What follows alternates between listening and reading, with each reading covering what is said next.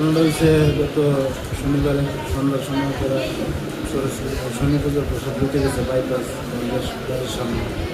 তারপরে একটা electric auto আয়া তারপরে তিনজনকে ধাক্কা দিয়েছে। ধাক্কা দেওয়ার পরে একটু ইয়ে অবস্থা, তো অটোটা আবার পালাইতে আসলে পালানোর সময়ে তো আমার বউটি নিজে বউটির উপরে আবার অটোটা উল্টায় ফেলে গেছে। এই ব্যবস্থা তারপরে তো ড্রাইভারে বেঁচে গেছে। হ্যাঁ, তারপরে আমরা ধীরে ধীরে করে ফায়ার সার্ভিসে ফোন করা হয়েছে। ফোন করার পরে সবাই মিলে হাঁপানিয়া দিয়ে গেছি। হাঁপানিয়া নেওয়ার পরে হাঁপানিয়ার থেকে রেফার করছি জিবি তিনজন। কি নাম ওনার যে মারা গেছে? মারা গেছে যে বিনা দাস। বয়স? বয়স হলো আপনার তো